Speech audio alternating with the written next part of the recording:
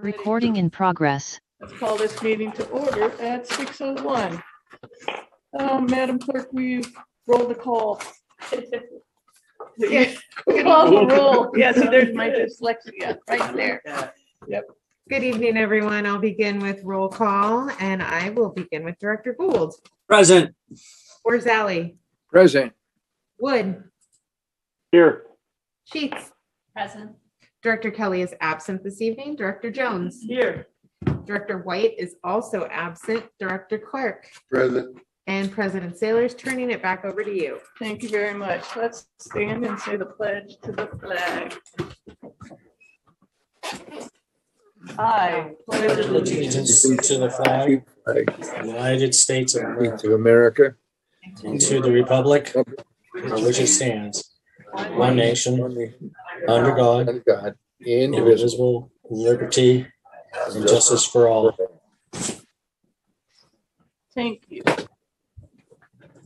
Next is the Metro Cable announcement. The open session meeting is videotaped for cablecast on Metro Cable 14. Replay on Saturday, May 14th at 4 p.m. and Monday, May 16th at 12 noon on Channel 14. Webcast at metro14live.saccounty.net. Now we have the public opportunity to discuss matters of public interest within district jurisdiction, including items on or not on the agenda. Madam Clerk, are there any speakers? We do not have any in-person speakers, and I do see that we have a few participants virtually. Art, if you could give everyone the chance to speak if they so wish. Hello, attendees. You now have the ability to unmute yourselves if there's anything you would like to present to the board at this time.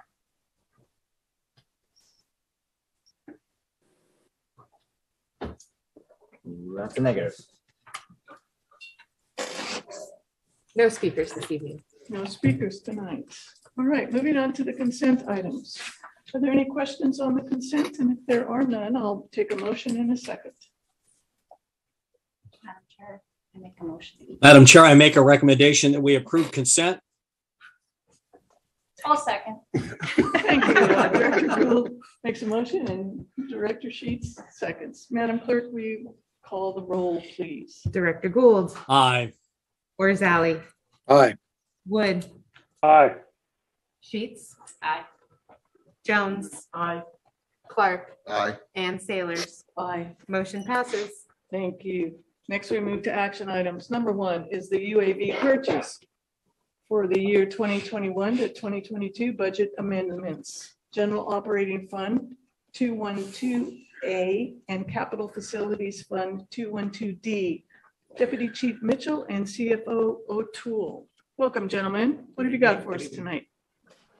So I'll be starting. This item is presented to you to approve a transfer between two budget categories, capital outlay and the services and supplies. And as you may recall, our budget is built with restrictions on moving money between categories, labor, capital outlay, and services and supplies. This is a $6,000 transfer from capital outlay to services and supplies. We typically make these kinds of transfers at the end of the fiscal year, maybe in June. This particular purchase division needed it earlier than that. So we're coming forward with this one-off item, $6,000 for the purchase of, I believe it is 2 UAV vehicles.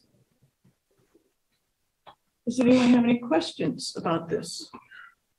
Madam President, just a quick, how many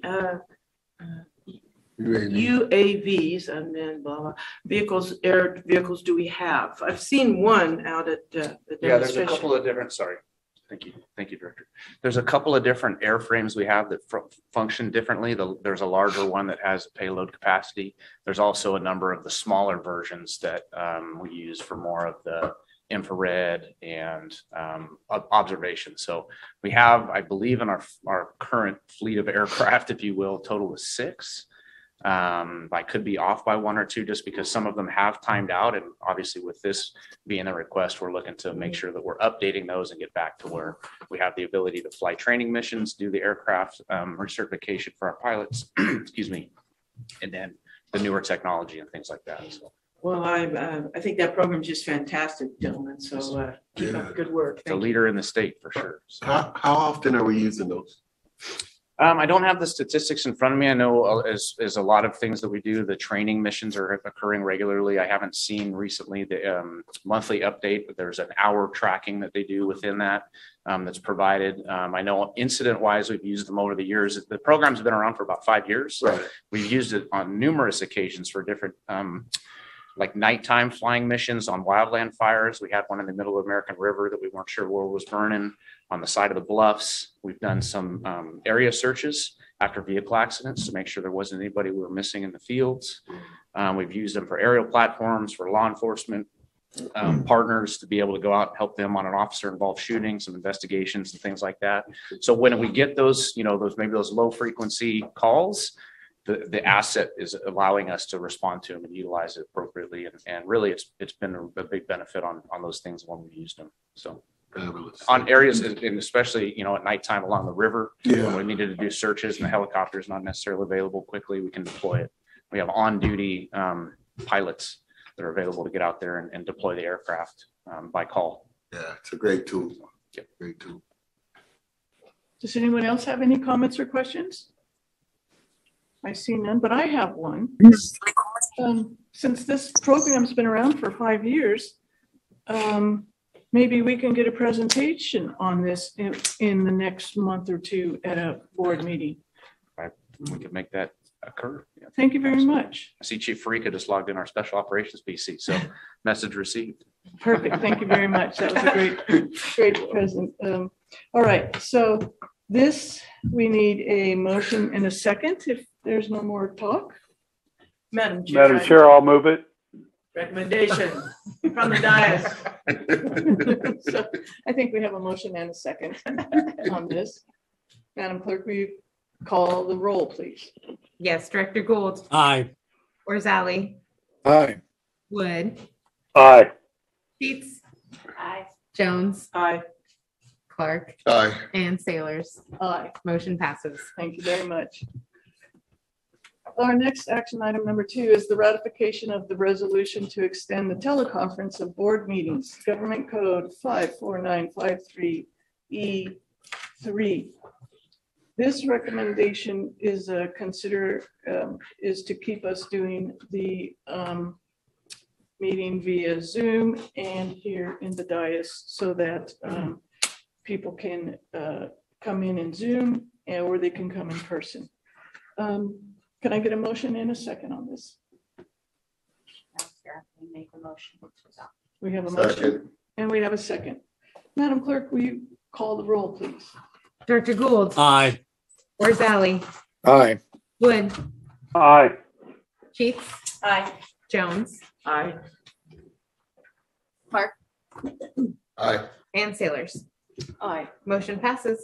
Thank you very much. Next on the agenda are reports, the President's report. On Monday, May 9th, I attended the membership meeting. Various items were discussed, including facility improvements, recruitment, conference attendance, this district's culture, and the staff compensation and classification study. This was the 4th of these meetings that I have attended over the last year. Once again, a very good discussion that brought forth the need for more education in the diversity and inclusion areas. And how do we as a district incorporate this throughout our members? One idea that has been brought up in every meeting is education. But how do we educate our whole district has always been a stumbling block. One idea that was brought up this time was that California Special District Association offers on-demand webinars. And since this district is a member of CSDA, we do have the opportunity to avail ourselves to their learning webinars. And furthermore, board members, we regularly use CSDA to take classes and help keep our certificates refreshed.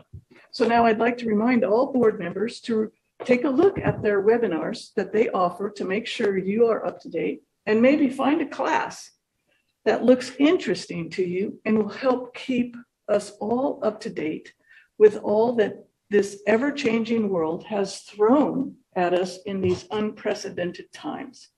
And then please bring this new information back here to share with the rest of us. Thank you. This ends my report. Up next is the fire chief's report. Chief Harms. Thank you, President Sailors, and thank you for attending the meeting the other day. Good evening, directors. I have quite a few things to bring forward. The first thing on my list is retirements. Congratulations to Captain Mike McGoldrick on his retirement on May 6th. Mike put in 27 years with the district. I'd also like to congratulate Engineer Tim Barnes on his retirement on May 1st after 17 years of service to the district. So Mike and Tim, congratulations to both of them. For promotions, congratulations to Giovanna Reed for her promotion to business applications analyst in IT. That will be effective June 1st. She is coming from the human resource specialist position. For reclassifications, congratulations to Michelle Dehoney. She's moving from the administrative specialist to the human resource specialist effective June 1st also. For new hires, we want to welcome Alex Morton, who was just recently hired as a fire investigator 2 for the fire investigation division, and he started on May 2nd. Reassignments. The first reassignment is Captain Brendan Hogan has been administratively assigned to the EMS as a day captain position. He will start there on July 11th. He is currently at the academy and providing EMS training to the recruit academy. And when he finishes up his assignment there, he'll be assigned then to EMS. Also like to congratulate firefighter paramedic Christine Rivera. She has been selected to fill the role in the mobile integrated health. She'll start in that position on May 23rd. Also with a June 30th retirement of Fire Marshal Lisa Barsdale, the following moves will be made. Assistant Chief John Runicki is assigned to the EMS division effective May 31st. Assistant Chief Mike Lozano is assigned to the Training, Safety, and Health and Fitness division effective May 31st. And Assistant Chief Barbie Law will be assigned to the Community Risk Reduction division as our Fire Marshal effective June 13th. The next one is just some meetings. The first one was the end of April. I had an opportunity to go to FDIC, which is the Fire Department Instructors Conference, and did a presentation there. And then we had a number of our members that were there also attending the conference. It was great. It was very, very well attended, and it was great just to see everybody there and a lot of fire training that is going on. Following that meeting, we went to Washington, D.C., myself, along with Directors Clark, Director Jones, and Director White, and then a great team. Jeff Fry was the lead for our team, and he was also the lead on the public safety side of it. Jeff, Krishana Fields, and Ty Bailey did just a tremendous job. What I would say is just the work that happens behind the scene to be able to get all of our papers into position on the public safety side of it. But one of the things that the last 2 times, and especially this time that we did, was that we had a track that was a public safety track, but we really had our own track that we followed and was able to do just a number of meetings. We worked with Lisa from Holland and Knight. We met with just a number of the elected that was there, but we also met with the U.S. Fire Administrator, the IFC, which is the International Association of Fire Chiefs, the Congressional Fire Service Institute. And then we had an opportunity on Friday to meet, or Thursday to meet with the DC fire chief and his chief of staff. So what was interesting there was just that the initial conversation was to be about wall times. And one of the struggles that we are having here was identified through our connections with the U.S. Fire Administrator of being nationally an issue. Their wall times are, I would even say, more significant than our wall times, is that they dispatch companies to hospitals in the morning just to start the management of it. But what was interesting, for an hour meeting ended up being about 2 hours meetings, and same issues with recruiting, apparatus, the cost of supplies, just a number of issues kind of happening across there. I hope to have a long relationship with the chief there. This week, Chief Law, myself, and Chief Mitchell had interviews for medical director. Starting on July 1st, we will have our own medical director for Metro Fire. In the past, we have shared a medical director across the city, Metro Fire, the Comm Center, Consumnes, and Folsom. And what we've identified was that the amount of time that we had and truly what our expectations are were not being met. So each agency is identified that they would have their own medical director. We interviewed 5 folks this week and have an individual that we will be making a job offer here really soon. As Director Saylor said, we had a meeting, when was that, Monday? Monday with the membership. And it was once again very well attended and just a lot of conversation, as you said. Chief Wagaman went through and talked about our facilities and a number of things that have been positive, and the group echoed those positive things. And one of the items that is budgeted in the next year's budget now and that we've looked at is the dorm rooms. And when we look at a number of our stations, and a lot of them down in the in the Florin area, is just their wide open dorm rooms. And so for all of our members, the ability to be able to build additional privacy, some of them will be able to, maybe wall off, but a lot of them will have to be able to put a plan together for moving forward. Tim White was there. We talked a lot about recruitment. We reviewed a number of district policies in the contract with HR. We had an opportunity this past 6 months to send some of our members to the Women in Fire Conference, and then the Unified Fire Association, Unified Fire Authority put on a invite-only women leadership symposium. And so we were able to get us 2 spots for there. We were able to get a review of those, some of the takeaways and some of the things that we could bring back here to the district. One of those items that has got a lot of conversation is the ability and it was focused on the women in the fire services, the connection between each one of the different departments in the region and being able to bring people together. So very, very positive conversations. And the last one was about day staff compensation and the classification study. And I'll talk more about that in just a minute. Next item was about the capital facilities impact fee study. Myself, Chief Bailey, and Jeff Fry have started meeting with the County Board of Supervisors, along with the electeds for the city of Citrus Heights. We had a number of meetings today that were all, I would say, very positive. Then I had a follow-up meeting this evening with Ann Edwards, the CEO of the county, being able to take the impact fee study and move that forward as action items in each one of those locations. The last one just to talk about is that we have had just a number of conversations internally on the day staff compensation and classification study. We're still working through, which is phase 1, which is the salary survey portion of it. The consultant is putting together just a number of the numbers using the Metro 14 and a few other locations and local agencies as comparisons. Phase 2 will be a more in-depth evaluation of selected positions and a look at their workload, whether they supervise people, whether they do not supervise people, and then is the title and the position of those correct? And then the last part of it, as we went through this, is to make it actionable, is to work with each of our different divisions and different heads and say, what will be our 5-year plan? And how does that relate to the work that is currently on the table? How do we look over a 5-year period of time and look at a range of maybe a 10 to 20% expansion of duties during that time? What is the systems that are in place or things that will change in the future?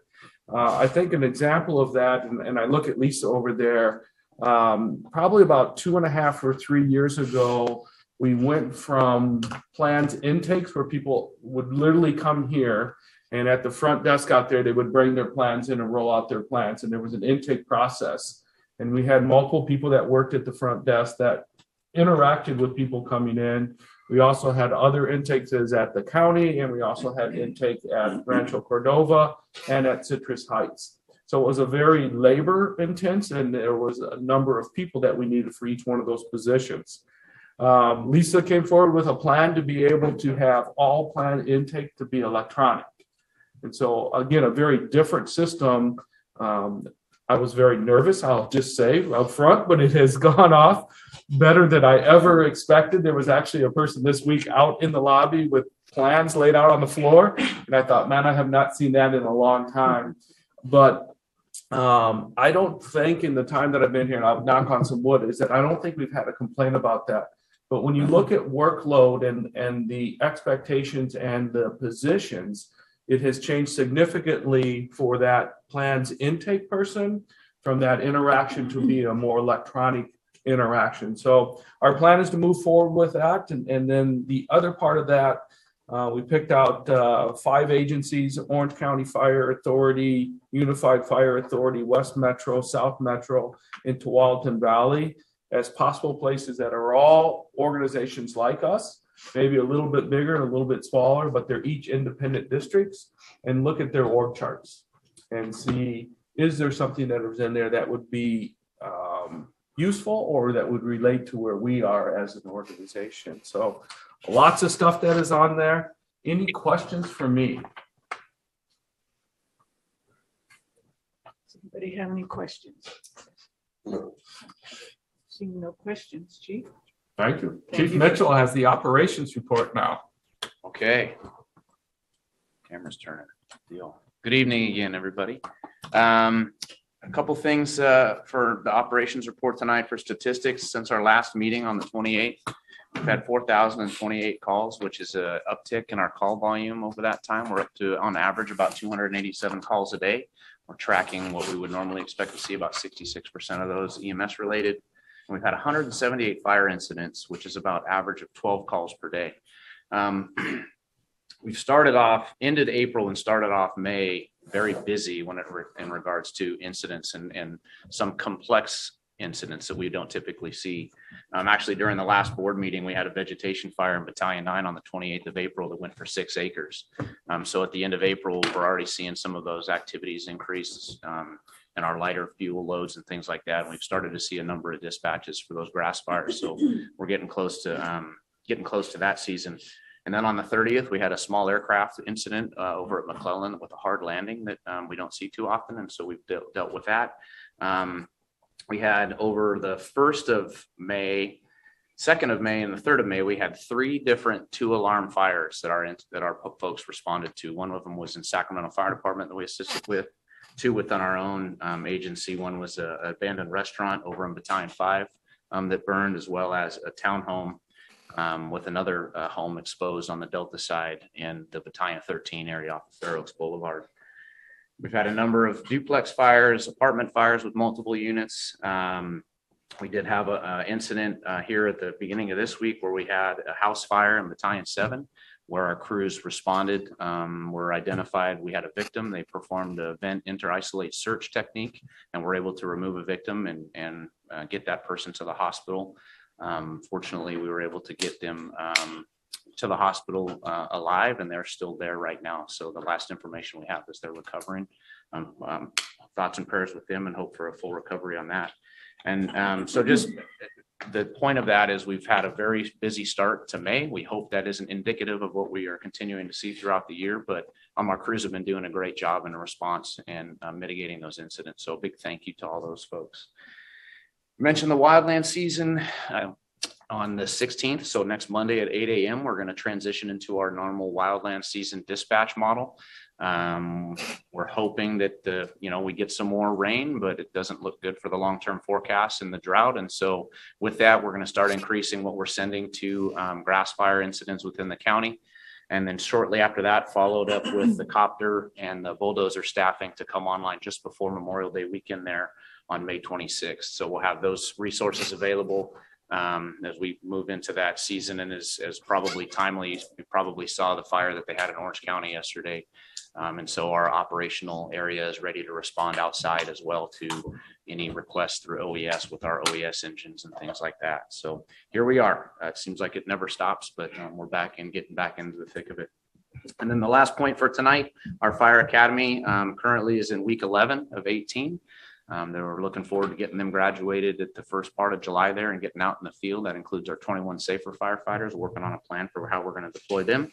And then over the last 2 weeks, they hit a very important point in their academy tenure. They were able to do the live fire training out at Station 52. And so when they were getting out there as crews and working in that live fire box with our cadre out there to learn what it looks like to actually go inside a fire, some of them for the first time, as well as build up that teamwork and camaraderie. It's really one of those points in the academy where everybody starts to come together and that glue starts to set about what teamwork looks like. A number of us were able to get out there and actually go in the fire with them. I'm happy to say none of them hit us with a hose line. So we were happy to talk to them afterwards and give them our thanks. So unless there's any questions for me, that'll end the operations report for tonight. Any questions? Thank you. Moving on to firefighters local 522 report. PC Matt Cole. Hello, good evening, directors. I'd like to share with you today, we had a general membership meeting where we welcomed Mike Gildone as a deputy director to the e-board. So that's a new position that we created to ensure that the membership has representation and support that they deserve. And so that was exciting to welcome Mike to the e-board team. We had a number of reports from all units. Some exciting information coming out of that is a PEPRA working group that President Jameson is putting together to look at some of the challenges moving forward with some of the pension reform that we experienced almost 10 years ago to date. So some of our PEPRA employees are now coming up on their 10-year anniversary. So just ensuring that we are united through whatever the future looks like as it pertains to our retirement systems. So good work there and supported by the CPF. Also, we have a chaplains academy starting up. We here at Metro have 2 individuals who have submitted and been accepted to that. It looks like potentially 14 folks going. So 522 picked up the cost to sponsor all of those folks through the Chaplains Academy. And we're putting our internal folks on UL to ensure that they're covered to get there. So that's a vitally important program for internally and externally in the community. Those folks are available at a moment's notice. I think we all know that Kevin Snyder has gone above and beyond for years. And to be able to bring some new folks into that program is going to be fantastic and critically important. So happy to share that. Would also like to congratulate Tim Barnes and Mike McGoldrick on their retirements. And would also like to recognize Shannon Hembry. She just left the single role program after serving almost 6 years for our community, and she's moving on. So we wish her well in her future endeavors. We did have a meet and discuss about the SRP program last week and working with management to come up with ideas to restructure that program. Hopefully we'll take some of the items that we whiteboarded in that room into negotiations that is scheduled to start on the 16th. We're hopeful. We've been trying to get regularly scheduled meetings. So hopefully we can move forward with that, but we're looking forward to putting some work in starting the 16th to ensure that that program is sustainable and people like Shannon can stay with us into long term. To that tune, also, we've had a number of service delivery team meetings. We have smaller working groups, subcommittees in the overarching service delivery team. I think Mike gave you a report on it, maybe a little bit last 522 report when I was out of town. We had a meeting on the 9th where some draft proposals were presented, some fantastic ideas integrating some potential changes in suppression, staffing, and medic deployments with the SAFER grant numbers, maybe augmenting some special operations, and then moving into some long-term plans on what opportunities we have to address how we deliver service to the community moving forward. So thanks to everybody that's putting in work there, and I look forward to continuing to report out to you on that. I myself have spent many days at the state capitol recently. I have had on shiny shoes quite a bit, and my suit does still fit, which was good because I thought I was going to have to go suit shopping. But Ryan Henry and I are working with CPF and President Jameson when he's available to meet with as many of our local legislators as possible to ensure that they understand our training center ask, as well as our partner in the city of Sacramento with their training center ask, and positioning those as supportive asks, not that they are in opposition to each other, and speaking to the need in the county as a whole. So it's being received well, and we have a couple more visits scheduled, and we'll continue to do that all the way through the budget cycle. So other than that, we have a monthly unit meeting on May 26th. So we'll have a number of members getting together. It's nice to be out of some of the challenges COVID presented to get the membership together. And I think that's strengthening us as a group, as well as we have CPF conference next week in Oakland. And this is the first full conference since some of the COVID restrictions are lifted too. So that's an update for 522 and concludes my report unless there's any questions. Any questions? Thank you very much. Cheers. Have a good night. Moving on, the next is committee and delegate reports. The executive committee met tonight. There was no reportable action taken, and the next meeting is to be determined. The next is Communication Center JPA, DC Wagman. Good evening, President Sailors and directors. Tyler Wagman, Deputy Chief of Support Services, speaking on behalf of the Communication Center JPA Board. The board last met on Tuesday, the 10th, here in the Metro Board chambers. During that meeting, we had two action items. The first was a promotional process that resulted in a contract for Marissa Shmatovic. Marissa is a longtime comm center employee. She put herself through a promotional process along with some of the external candidates, and she rose to the occasion. She scored the highest, and she was offered the job of administrative manager. So congratulations to Marissa. I know we are in good hands. She's highly capable, and I look forward to working with her moving forward. The next item was a project that the center has been working on for years, and that is our employee handbook. I would say 6 or 7 years at this point. And this is really the playbook for the dispatch center. So as a new employee, this is a resource now that someone could actually look at and see as very valuable and provides direction through multiple positions throughout the organization, as well as touches multiple policies. This has been a huge undertaking, hundreds of hours, a lot of meet and confer, and I'm happy to report that management and labor are finally on the same page. They both agree to the document, and it has been subsequently approved. So big congratulations to the dispatch center, Chief Bear and his staff. Lastly, on a high note, I know when I was at the dispatch center, we were short on dispatchers. We added 5 to the PAD. They've been struggling to fill those positions just as quickly as they can. I'm happy to report 34 of the 35 dispatch positions are currently filled, with another academy that has been scheduled. So we're going to continue to plant seeds there. And at this point, we're starting to see some fruit actually starting to produce through our crops. So it's been, again, a long time coming, a lot of hard work, and the hard work is now starting to pay off. So that concludes my report. The board is going to meet next on June 14th here at Metro Board Chamber at 9 o'clock in the morning. End of report unless you have any questions for me. Any questions out there? All right, thank you very much for your report. Next up, California Fire and Rescue Training JPA, Chief Lawrence. Thank you. For the JPA, all classes were completed on April 30th. That ends the training side of it. The next 60 days will be the closing down of the facility. At our last meeting, all agencies had adopted the same dissolution agreement. Our next meeting will be May 25th at 1 o'clock.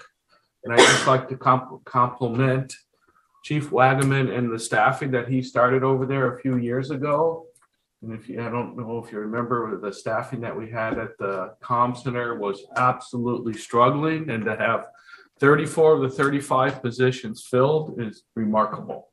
So thank you for getting that off the ground. Chief Bailey followed through and kept that moving forward. So it's taken us 3 years, but it definitely has made a difference. Good job. End the report. Thank you. Up next, Finance and Audit Committee, Director Rosali. Finance and Audit Committee has not met. The next meeting will be the 26th of May at 5:30 p.m. Thank you. Director Gould, the Policy Committee. Thank you, Madam Chair. The Policy Committee met this evening and reviewed one action item, the use of force police officer policy. We took a vote and will be moving that to the full board for conversation and approval. And then we received a presentation item from Investigator Paul Tuala this evening on complaints, standards, and procedures of police officer policy. This particular policy will not move forward to the full board. It doesn't need to. It's an administrative. Both of these policy updates were to remain to allow the organization to remain compliant with recent state changes to said policies. And so we're now in better compliance with those policies and aligned to the requirements in our local jurisdictions. So that is the end of my report. We do not have a date for the next meeting as it's on demand only. Thank you, Director Gould. Next up are board member questions and comments. Director Jones. Thank you, Madam Chair. I appreciate that. I have a number of items of varying interest and so on that I'd like to praise. And that first praise starts with our Cap to Cap team. Having the Metro track was extremely productive. Some of these things are intangibles that are difficult to measure, to weigh, measure, and balance until we have outcomes. But I can assure you that with the great leadership that senior staff, is in particular Jeff Fry and Krishana Fields, displayed on our trip. I'm just so proud of them, Chief. Everyone did a really great job on that. I can assure you that all of our electeds and FEMA, et cetera, all the agencies that the Chief mentioned, they're aware of Metro Fire and our goals and responsibilities that we're continuing to try to fulfill with their help. So that was just, that was a real win to have the Metro track in addition to the public safety track. I'm glad to see that the divisions are building and rebuilding. For example, the medical director with EMS. There are many areas to develop, including human resources and training, especially with a positive attitude here of anticipation of the Zinfandel training site. We need to plan for expansion of our training program and enlarge these divisions, both training, EMS, human resources. We need to really be looking for tomorrow and how to expand these programs. That means more people, more budget woes and headaches, but we got to get it done. That's very, very important. Let's see. I would also encourage, I'm sorry I missed the meeting on Monday. I was still traveling, but I would like to encourage all my fellow directors, everyone, to participate in these membership meetings and other meetings that we've had, like preliminary budget discussions within divisions. I understand everyone has a full schedule. Many of us directors still hold down full-time jobs, and it's very challenging to make some of these meetings. But I would encourage all my directors to be aware of these meetings, and if possible, please attend. It's quite informative, and it's part of our training that we need to do as directors. And I think that information is hugely important to help inform us on our decisions that we make. A little aside of that, I would like to hear either verbally or maybe in a written report from the membership, from the members that attended the different conferences focusing on women in the fire service. And for those who might not know, I was one of the founding members of Women in the Fire Service back in 1982. And I would be very interested to have some kind of report, written or oral, about what are some of these issues that are being discussed today. It is fantastic that we have sent people, Chief. That's very important to stay on this track. Two other things. Thank you very much for the chaplaincy support. Over the decades of my career, I have used them. They're so reliable. If there's an issue, I know I would request dispatch to send a chaplain. They'd be there in just a very short time, very short order. It helps us sage all the emotional issues that can occur whenever we go on any type of 911 call. It's an excellent program. Thank you to 522 for developing that, continuing to develop that. And lastly, next week, I'm planning to attend the legislative days for CSDA, and I'll be in contact with some of our folks about how we can tag team issues of Metro Fire vis-a-vis cap to cap and help push those at the CSDA level. So that concludes my report, Madam Chair. Thank you very much. Director Sheets. Good evening. Just real quick, I just want to wish Mr. McGoldrick and Mr. Barnes a long and prosperous, very fun retirement. I look forward to some, hopefully sooner than later, but wanting to do that myself. So congratulations. That's it. Thank you. Director Rosali. Thank you, Madam President. Very briefly, I want to congratulate the retirees, and I want to thank the representatives of 522 for extending an invitation for me to come out and join one of the stations for dinner. I look forward to doing that. And that concludes my report. Thank you. Thank you, Director Rosali. Director Gould. No report. Thank you. Director Clark. Yes, Madam Chair. I cannot express any more eloquently than Director Jones spoke about cap to cap. I was extremely pleased with that trip. I learned a lot. Became aware of a lot of things that I really hadn't, been up to date on, if you will. And actually, the staff did an excellent job. I mean, the visits that we made to the different legislators, and it was fantastic. The information was there. They were made aware of our needs and our wants, and that was just a great thing. The other thing I want to congratulate Mike McGoldrick and Tim Barnes on their retirement. And this is a fantastic meeting tonight. Thank you to 522 for the things that they're doing. They're really stepping up also. So that's all I have with that. Thank you. I have no comments tonight, and we are going into closed session now. Thank you all for being here. Ted Wood, Oh. Director Wood. Oh my gosh. Save the best for last. I did save the best for last. I'm sorry, Director Wood. How did I miss you? Well, very anticlimactically, I have no comment. Thank you. Thank you. All right, let's go to closed session now. Recording stopped. Council Waldo to report out. Thank you, Madam Chair. The board met in closed session with respect to the workers' compensation claim of employee Brian Evers. The board voted to provide settlement authority to its third-party administrator to effectuate settlement of that claim. The board also met in closed session with respect to the workers' compensation claim of employee Jeffrey Metzinger. The board voted to give settlement authority to its third-party administrator to effectuate settlement of that claim. Okay. Thank you. Thank you. I now call this meeting adjourned. Thank you very much. Thank you, everybody. All right. Take care.